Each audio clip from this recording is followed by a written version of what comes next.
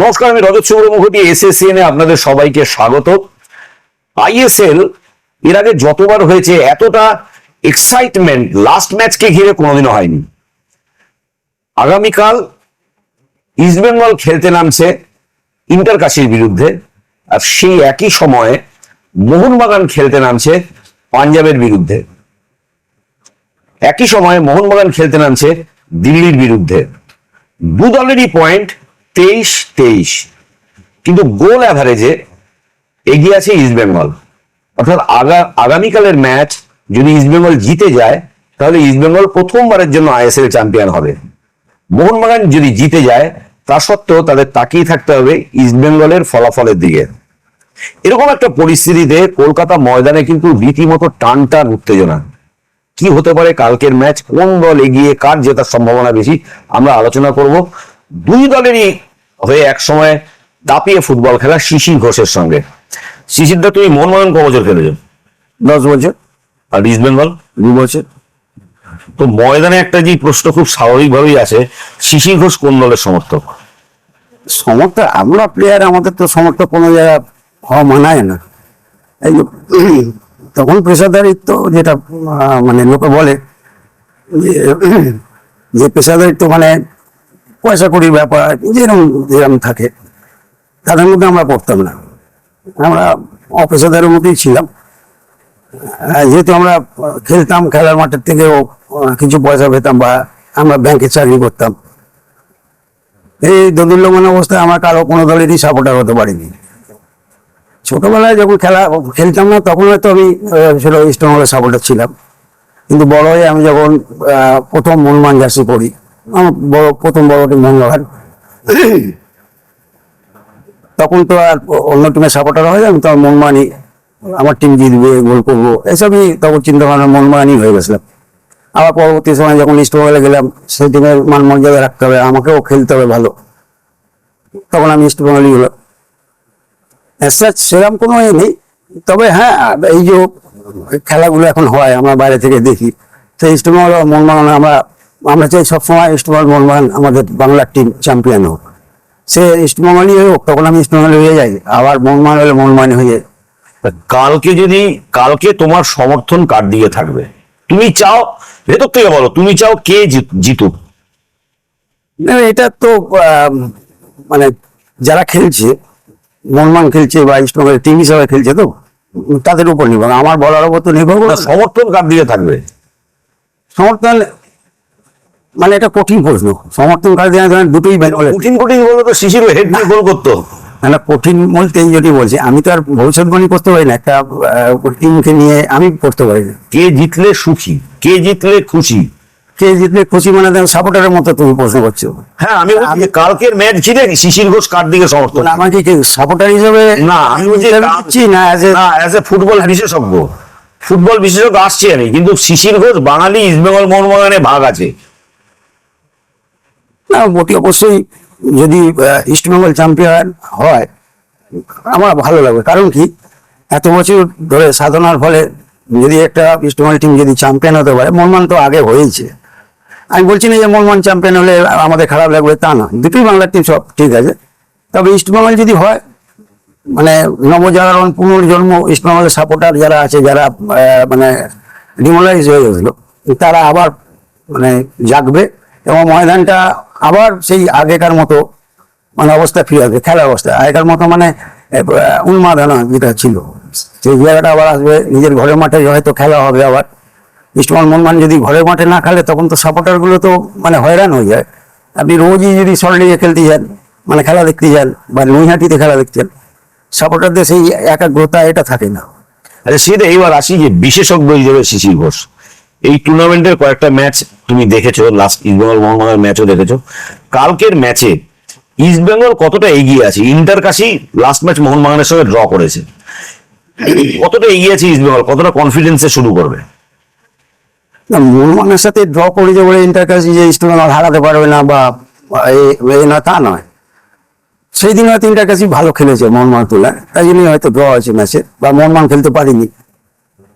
তবে গত বড় ম্যাচে যা দেখেছি ইস্টবেঙ্গলের যে খেলাটা দেখেছি, মানে কয়েক বছর ইস্টবেঙ্গল এরকম খেলা খেলেনি, মানে মোহনবাগানের বিরুদ্ধে। সেই হিসাবে আমার মনে হয় ইস্টবেঙ্গল একটুখানি বেশি তেতে আছে।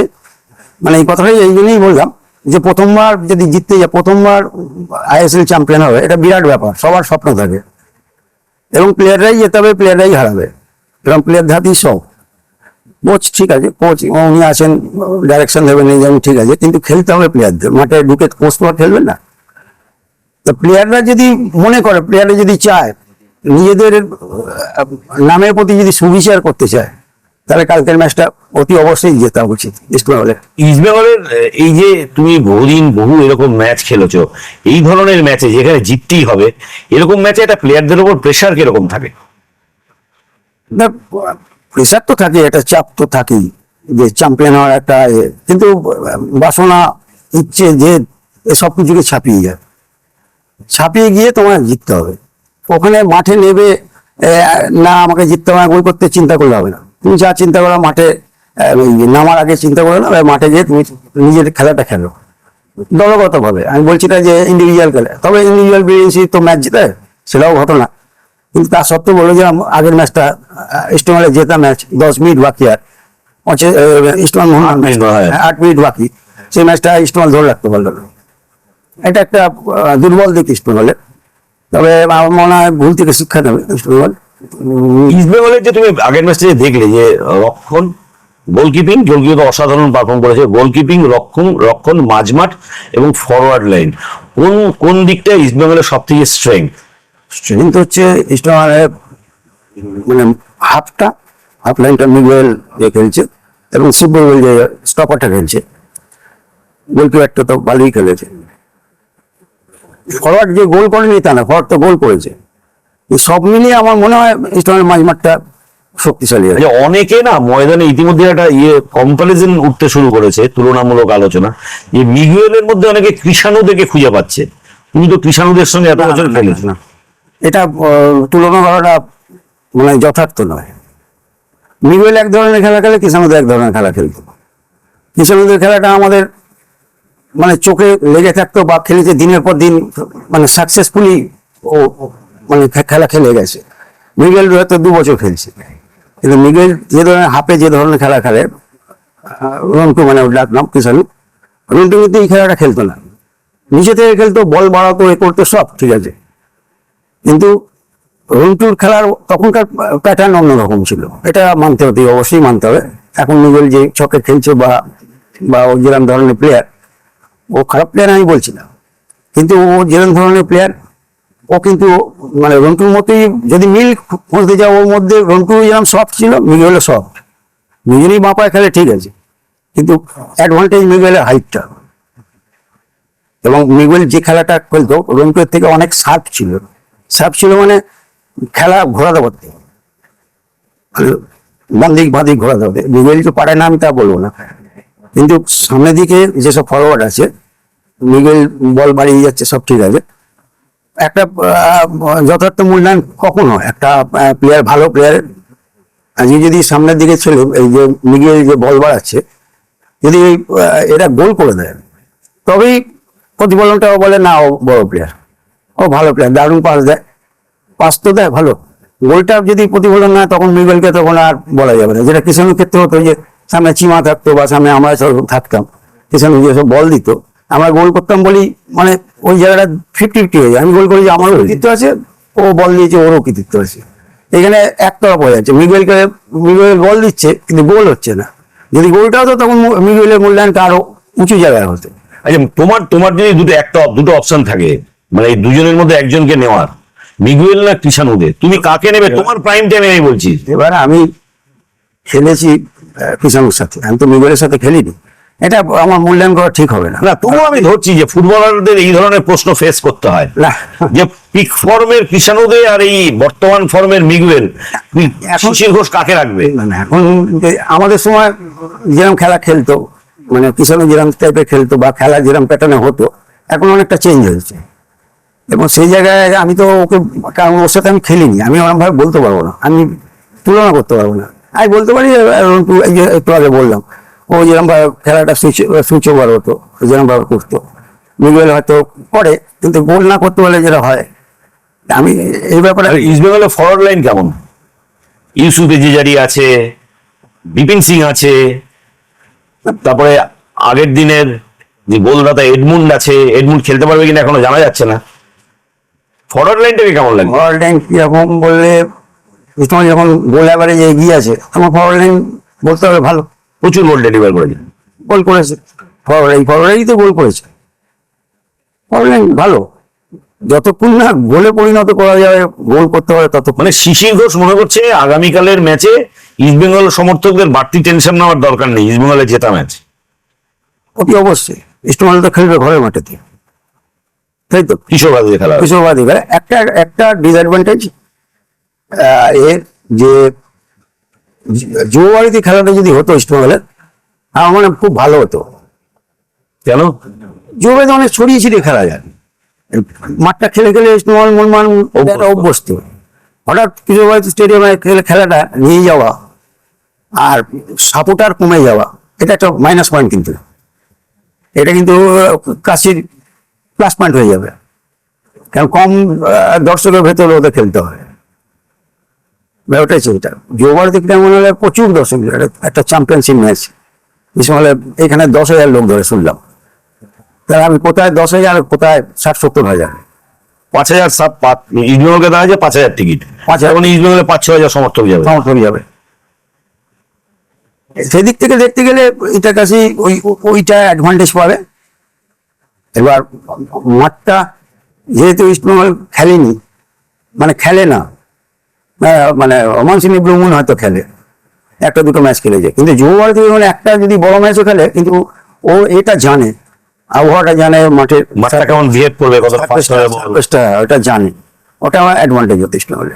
তারপর বড় মাঠ, মাঠ কি ম্যাটার করতে পারে? বিরাট ম্যাটার করে, বিরাট ম্যাটার করে। আচ্ছা, এবার আছে মোহনবাগান প্রসঙ্গে। মোহনবাগান কালকে যদি শিরোপা জিততে হয়, মোহনবাগানকে কিন্তু অনেক 5-6 গোলের ব্যবধানে জিততে হবে। মোহনবাগানের এই টিমটার সেই ক্যাপাসিটি আছে?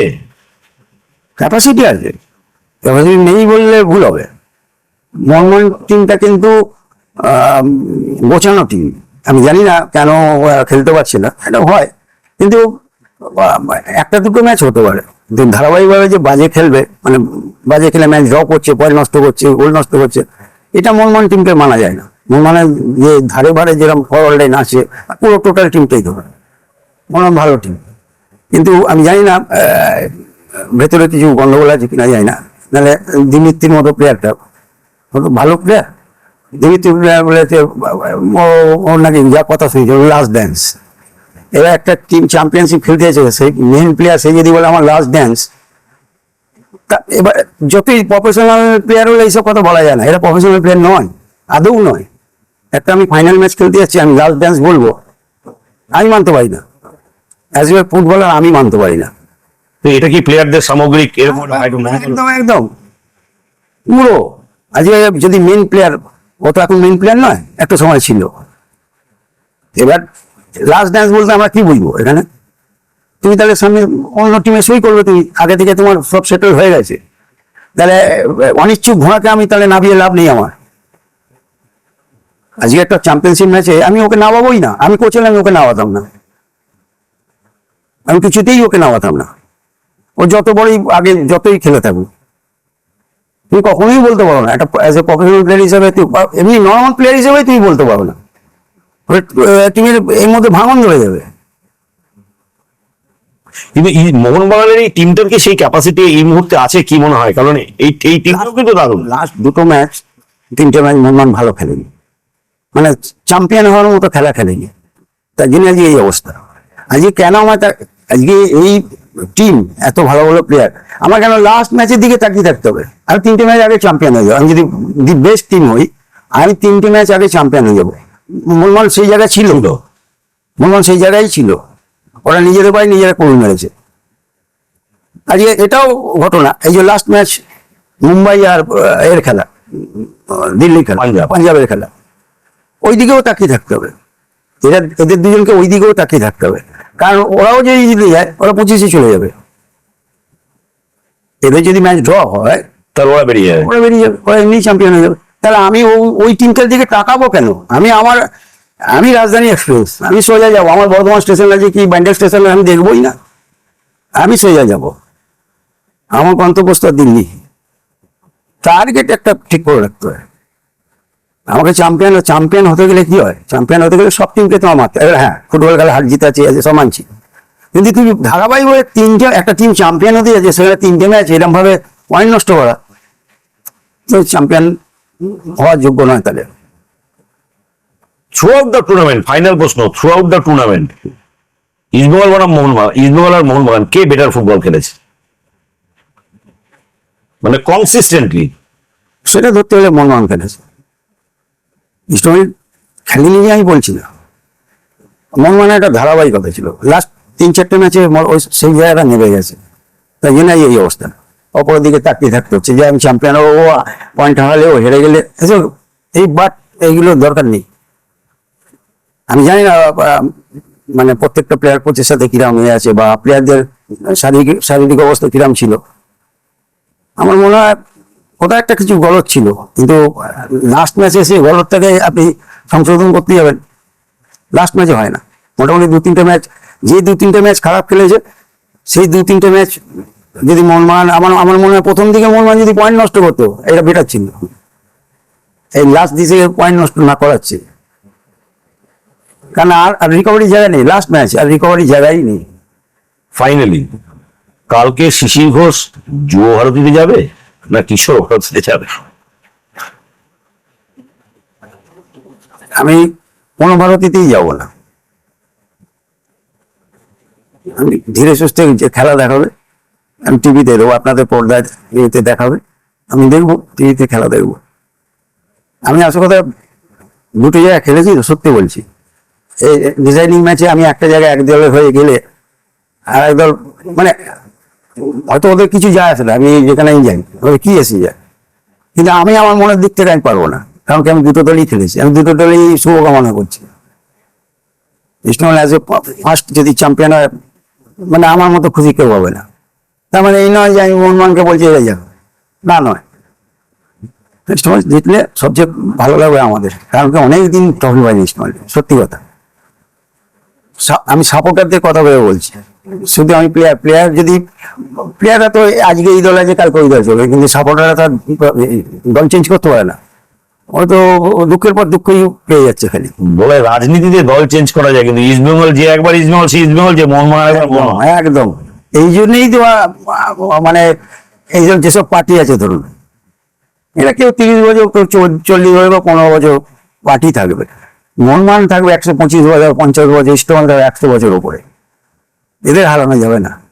এদের এদের এদের তো সব supporter, CPM, Congress, Trinamool, BJP, সব সাপোর্টারই তো এরা এদের মধ্যেই তো আছে ইস্টবেঙ্গল মোহনবাগান। এটা থাকাই ভালো, খুব ভালো। Thank you, thank you. Thank you, thank you very much.